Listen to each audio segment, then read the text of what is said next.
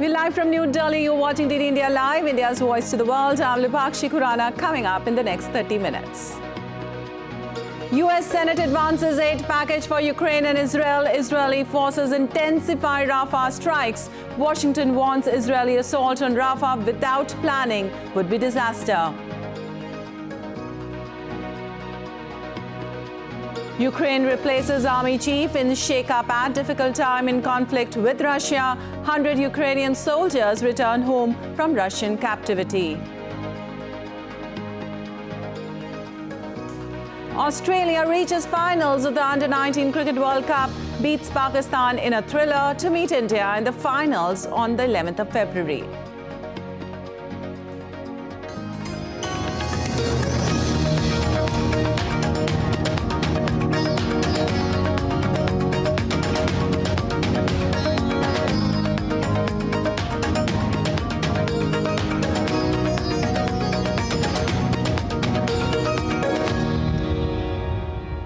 And on to details now. A $95.34 billion bill that includes aid for Ukraine and Israel advanced in the U.S. Senate on Thursday. This comes after Republicans blocked a larger bipartisan border security and foreign aid bill. The new bill strips out several U.S. border measures from a $118 billion bipartisan package that Senate Republicans voted down on Wednesday. If the Senate goes on to approve the aid, it must still be passed by the House of Representatives, a chamber with a Republican majority that has not been eager to approve such funding. Meanwhile, Israeli forces bombed areas in the southern border city of Rafah on Thursday, intensifying the residents' fears of an imminent ground assault. This comes a day after Prime Minister Netanyahu vowed to fight on as he rejected terms proposed by Hamas for a ceasefire. Israel says it takes steps to avoid civilian casualties and accuses Hamas terrorists of hiding among civilians, including at school shelters and hospitals, leading to more civilian deaths. Hamas has denied this. Rafah is one of the last remaining areas of the Gaza Strip where Israeli troops have not moved into so far. And reacting sharply to Israel's Rafah offensive, the White House said it would not support any such plans, which were expressed by Secretary of State Antony Blinken himself. This warned that any military operation done with no planning or little thought would be a disaster. We have yet to see any evidence of serious planning for such an operation, and to conduct such an operation right now with no planning and little thought in an area where there is sheltering of 1 million people would be a disaster. Rafah border crossing is where foreign nationals, including American citizens and LPRs, are able to safely depart. So this is not something that we'd support, and the Secretary made that clear. Meanwhile, UN chief has pledged to act immediately on any new information from Israel related to infiltration of Hamas in the world body. This comes after 9 UN staff in the Gaza Strip were fired last month. Israel last month accused 12 staff with the UN Palestinian Refugee Agency of taking part in the October 7th attack by Hamas terrorists.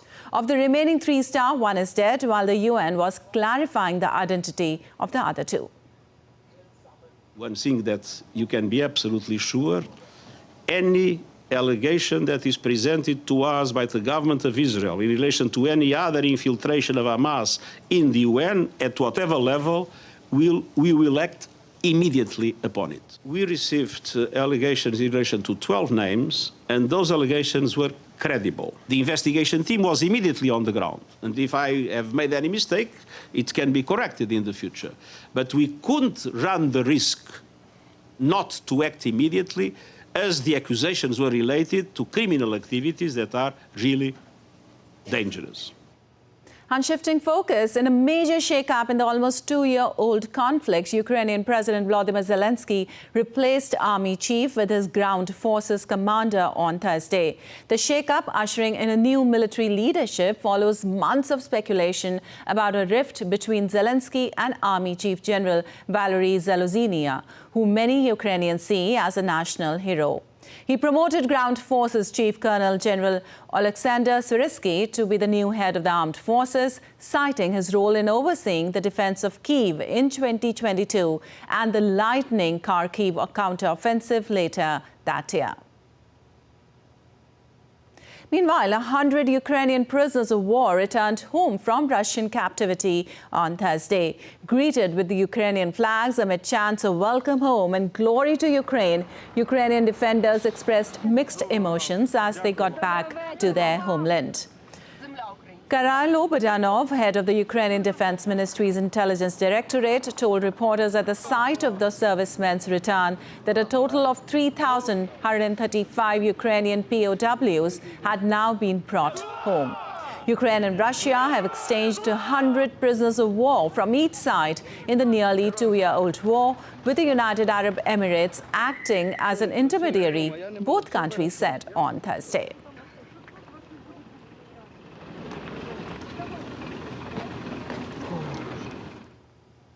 We have to release everyone from captivity. Every day we work for this. And I'm grateful to everyone in the world for helping us, in particular the United Arab Emirates for supporting such exchanges. Glory to Ukraine.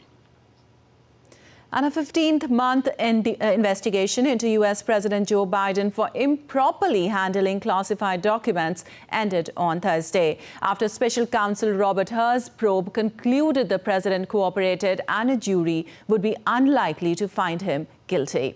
Hur's 388-page report includes references to Biden's memory and powers of recollection. Special Counsel Hur's report released did not charge President Joe Biden with a crime, but it painted a picture of a forgettable commander-in-chief who failed to properly protect highly sensitive classified information, a depiction that could hurt Biden politically. The report found that Biden willfully retained classified information, including top-secret documents, and knew he was in possession of some important documents. The report concluded President Biden willfully retained and disclosed classified military and national security information. While holding a presser afterwards, Biden asserted that his memory is fine. He denied that he willfully retained any classified documents. My memory is fine.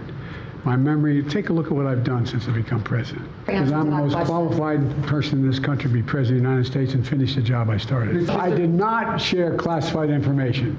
I did not share it. With your ghostwriter? With my ghostwriter, I did not. Guarantee you did not. What I would have done is overseen the transfer of the material that was in my office. And the U.S. Supreme Court is doubtful about claims that Donald Trump is disqualified from running for president. Colorado, which previously ruled against his candidacy, presented the case. DD India's correspondent Nick Harper reports from Washington. Well, we heard about 2 hours of legal arguments in the Supreme Court building just behind me earlier, and this case is incredibly consequential. It will have a direct bearing on this year's presidential election and will essentially rule whether or not Donald Trump is eligible to run for re-election. Now, the state of Colorado had previously ruled that Donald Trump's name should not appear on ballot papers. They say because of the events of January the 6th, 2021, when Trump supporters overran the Capitol building, that amounted to insurrection, and therefore Donald Trump is ineligible of standing for the presidency once again. Now, Donald Trump's lawyers set out how they think that is not the case. They even at one point argued that January the 6th was a riot rather than an insurrection. No decision from the 9 justices today. It's unclear when their opinion will come out. It could be in the coming weeks. But bear in mind that out of the 9 justices, 6 of them are conservative-leaning. 3 of them were even appointed by Donald Trump himself. And what we heard from the tone of their questioning during that 2 hours. If Colorado's position is upheld, surely there will be disqualification proceedings on the other side, and some of those will succeed. I would expect that a goodly number of states will say whoever the Democratic candidate is, you're off the ballot, and others for the Republican candidate, you're off the ballot, and it'll come down to just a handful of states that are going to decide the presidential election. That's a pretty daunting consequence. Really made it clear that they appear skeptical of Colorado's arguments and therefore are poised to side with Donald Trump when they issue that opinion. It will be very consequential, and whatever they decide will be divisive. Unclear when we will hear, but they are being urged to come out with that judgment as soon as possible, as it will have a direct bearing on the coming months as different states vote for which Republican candidate they want to challenge Joe Biden for the White House in November. Nick Harper in Washington, reporting for DD India. And moving on, votes are being counted in Pakistan after Thursday's general election, which was marred by the suspension of mobile phone services and violent unrest. Results have been slow to come out, prompting election officials to warn local officials to speed up the process. A clear picture is likely to emerge early on Friday as counting continues through the night. A report.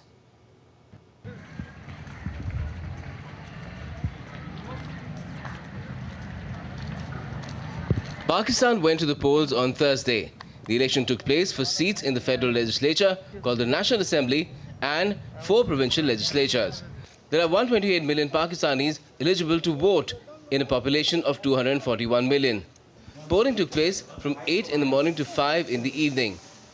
Pakistanis cast their ballots even as mobile phone services were temporarily suspended across the country and some land borders were closed to maintain law and order. The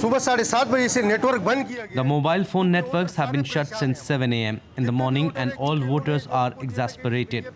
They were worried that everything will run on social media, so they have shut down the networks.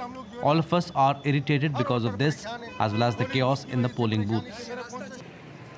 The country's jailed former Prime Minister Imran Khan's party, PTI, uses social media to reach out to voters. Khan was barred by a court from holding political office last year. Restrictions likely limited the PTI's ability to compete with rivals. If they're not using even WhatsApp, then one of their family members is giving them the news from social media, because I think everybody has now realized how biased mainstream media is, be it the newspapers, be it the TV channels. So people are actually seeking alternate info, and that's coming from social media. Voters cast their ballots for 2 representatives, one to the National Assembly and the other to the Provincial Assembly in 4 provinces. In what appeared like a large representation, 5,121 candidates threw their hats in the ring for a chance to get into the Federal Assembly. There were 12,695 hopefuls for the provinces. But while the candidates are hopeful, not many voters share their enthusiasm. We are here to cast our votes because we know if we don't come, someone else would have done it for us. Our vote has little value. It doesn't make much difference whether we vote or we don't. We are voting to just satisfy ourselves that we have exercised our right to vote.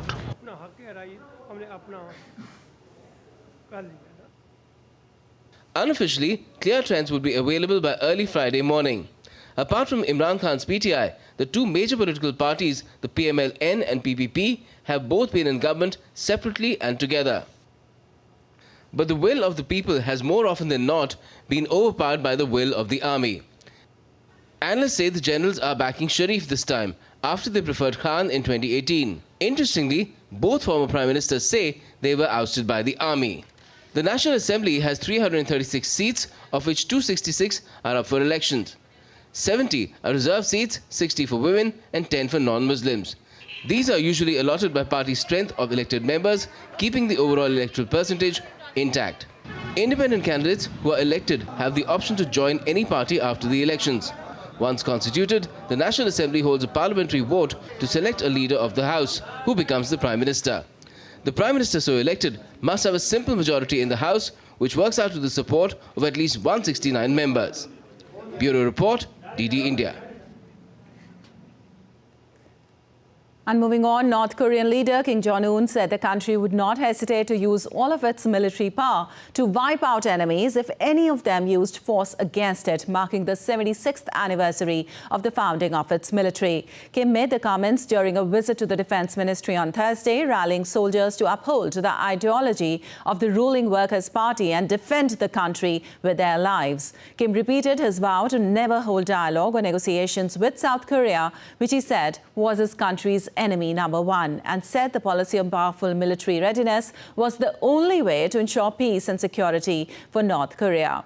North Korea has marked the foundation of its military on February 8th and last year held a large military parade at midnight showcasing its largest intercontinental ballistic missiles.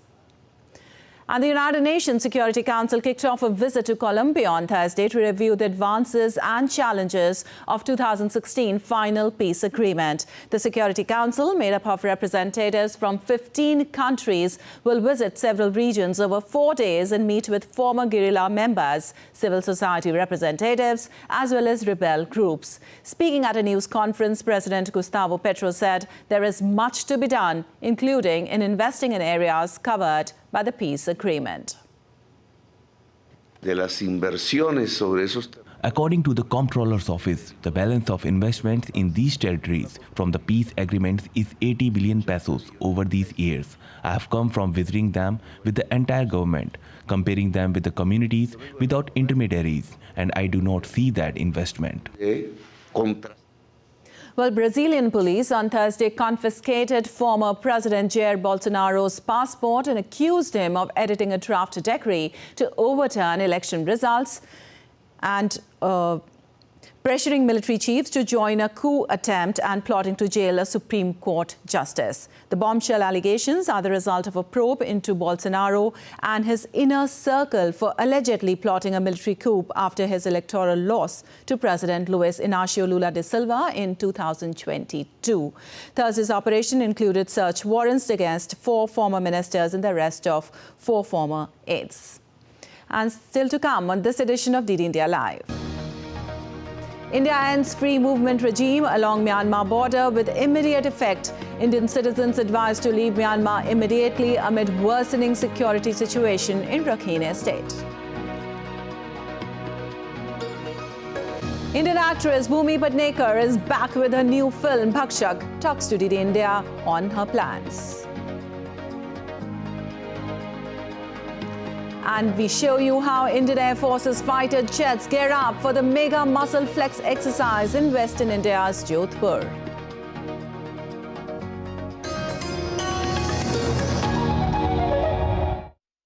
Is telepathy real or fiction? Could it soon be a reality? Imagine controlling your world with your mind.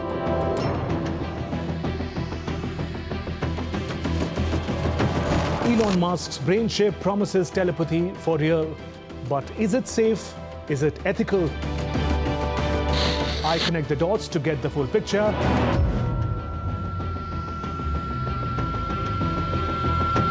Watch Connecting the Dots every Friday at 8 p.m. IST on DD India.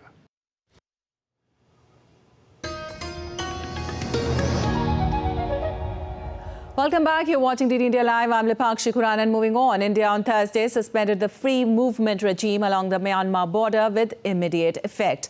The free movement regime had allowed citizens from either nation to cross the border and travel up to 16 kilometers into the other's territory without documents like passports or visa. India's Ministry of External Affairs has advised its citizens in Myanmar's Rakhine State to leave immediately. As Myanmar's military junta battles to contain pro-democracy protests, the ground situation remains dire. Amid a deteriorating security situation in Myanmar, India has advised its citizens not to travel to Myanmar's Rakhine State. Myanmar में वहाँ पर भी स्थिति थोड़ी चिंताजनक है जहाँ तक सुरक्षा का बात है और हम लोगों ने कल एक एडवाइजरी निकाला था जो हम लोग वहाँ पर हमारे नागरिक हैं उनको हम कह रहे हैं कि आप वहाँ से निकल जाएं और जो हमारे नागरिक वहाँ जाना चाहते हैं उनको कह रहे हैं उनसे हमारी ये गुजारिश है कि आप लोग वहाँ ना जाएं क्योंकि वहाँ की स्थिति नाजुक है. While India's Home Ministry on Thursday recommended the immediate suspension of free movement regime, that's FMR, between India and Myanmar, India's Home Minister Amit Shah wrote on social media platform X that it's Prime Minister Narendra Modi's resolve to secure our borders. The Ministry of Home Affairs has decided that the free movement regime between India and Myanmar be scrapped to ensure the internal security of the country and to maintain the demographic structure of India's northeastern states bordering Myanmar. Since the Ministry of External Affairs is currently in the process of scrapping it, MHA has recommended the immediate suspension of the FMR. In January this year, India's Home Minister Amit Shah had said that the government will secure the India-Myanmar border with barbed fencing. Myanmar के साथ हमारी सीमा जो खुली सीमा है, नरेंद्र मोदी सरकार ने निर्णय करा है कि भारत म्यांमार सीमा को हम बाढ़ से सुरक्षित करेंगे और पूरी सीमा पर बांग्लादेश की तर्ज पर बाढ़ लगाने का काम करेंगे. The constant fighting between Myanmar army and rebel Arakan army across the border has caused many residents to leave their homes for safety. Members of Myanmar's different forces have also taken refuge in Bangladesh. Bangladesh Foreign Minister Hassan Mahmood, who visited India, said that the deteriorating security situation in Myanmar is worrying for India and Bangladesh. Hassan Mahmood said the issue figured in his meeting with India's National Security Advisor Ajit Doval. Armed conflicts across Myanmar have resulted in numerous civilian casualties. UN Children's Fund, that's UNICEF, condemned Monday's deadly airstrike on 2 schools in eastern Myanmar. According to Myanmar's ambassador to the United Nations, Khe Maw Tun, more than 2.6 million people have been internally displaced. The 1st of February 2024 marked 3 years since the Myanmar military overturned a democratically elected government. Any hope for quick return to democracy was dashed on the 31st of January after Myanmar's military rulers extended the state of emergency in the country. Fuzair Ahmed's report for DD India. And India's External Affairs Minister, Dr. S. Jaishankar, will attend the 7th Indian Ocean Conference during his visit to Perth in Australia on Friday. The minister will address the inaugural session of the conference along with Sri Lanka's President Ranil Wickremesinghe, Australia's Foreign Minister Penny Wong and Singapore's Foreign Minister Vivian Balakrishnan. The 7th edition of Indian Ocean Conference is being held on the 9th and 10th of February. The theme of this year's conference is towards a stable and sustainable Indian Ocean. The Indian Ocean Conference is a flagship forum for countries in the Indian Ocean region, organized annually by India's Ministry of External Affairs in association with the India Foundation. 9 और 10 को ये conference Perth शहर, Australia के Perth शहर में होगा. हम लोग का समझ है कि करीबन 22 देशों से मंत्री डेलीगेशन लेके आ रहे हैं. उसके अलावे श्रीलंका के राष्ट्रपति भी रहेंगे वहाँ पर. उसके अलावे कई एक और ऑस्ट्रेलिया की फॉरेन मिनिस्टर, उसके अलावे और भी लोग हैं जो वहाँ पर रहेंगे. हर जितने मुद्दे हैं जो इंडियन ओशन को लेकर जो मुद्दा है, सारे मुद्दों पर बातचीत होगा. And meanwhile, in an exclusive interview with DD India, External Affairs Minister of India, Dr. S. Jaishankar, said the solution to the problems the world is facing today lies in consensus. And India is culturally capable enough to make that consensus. It is the only solution to the problem of North-South divide or the East-West polarization. You can watch full interview of External Affairs Minister of India, Dr. S. Jaishankar, at 6 p.m. IST on DD India on Friday. To bridge the North-South divide and the East-West polarization. That also required a lot of self-assurance and a lot of skill and a certain, I would say, an Indian Bharatiya ability. An inner force,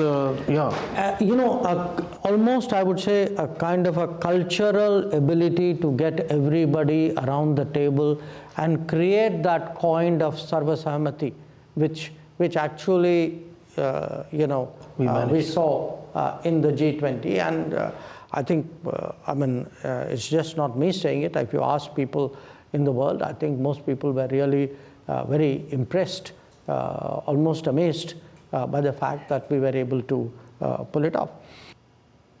Well, Indian actress Bhumi Pednekar is back with a new film, Bhakshak, where she portrays the role of a fearless journalist. The film follows the struggling journalist as she follows an investigation into harrowing cases of abuse being covered up at a shelter for young girls. The actress talked to DD India on what the film aims and what they want the audience to take from it. Bhakshak, the narrative that my director has chosen, it's definitely a film that shakes your soul. It is a hard-hitting film. But we were very conscious that we want to make this film as watchable as possible. The idea is that it reaches a massive global audience and they get impacted by it. We don't know how much will the film change, but I'm very confident that the film will start a conversation. And also conversation of yourself with yourself. You know, as I was saying earlier, that, are we okay with the way with where the society is going? Are we okay knowing the fact that we don't empathize with others? And now let's take a look at other stories making news today. Indian Air Force's fighter jets roar in the skies of Western India's Jodhpur as they gear up for the mega muscle flex exercise Vayu Shakti 2024. All frontline aircraft, including the Rafale fighter jets and Prachand attack choppers, will take part in the exercise Vayu Shakti, scheduled to be held on 17th of February at the Pokhran Air to Ground range. The Indian Border Roads Organization has started the snow clearance operation in Sonmarg in the North Indian Union Territory of Jammu and Kashmir. The BRO is actively engaged in deploying heavy machinery to clear the snow from the roads. The Srinagar-Ladakh road was closed by the authorities as a precaution following last Saturday's significant snowfall. Indian Army and Royal Saudi Land Forces conducted the first joint exercise Sadatan Sikh 2024 in the Mahajan Field Firing Range in the Indian state of Rajasthan. The 12-day joint exercise, being performed on semi-deserted terrain, started on 29th of January, aiming to achieve interoperability between the two forces and acquaint each other with operational procedures and combat drills under the UN mandate. And in sports, a repeat of the WTC final, a repeat of the ODI World Cup final, call it wherever you want. But it's the Under-19 World Cup final where Indian men will be up against Australian ones in Benoni. Australia clinched a one-wicket thriller as they chased down 180 to win against Pakistan and book a date with India in the finals on Sunday at the same venue of Willowmoor Park in Benoni. This will lead to a rematch of the final between the senior men of the two teams and during the ODI World Cup 2023. Well, that's all for this edition of DD India Live, but let us know your thoughts on the news of the day. You can connect with us on Facebook, X, formerly known as Twitter and Instagram. We'll be back with more news as it breaks here on DD India. I'm Lipakshi Khurana from all of us here in Delhi. Thanks for watching DD India Live.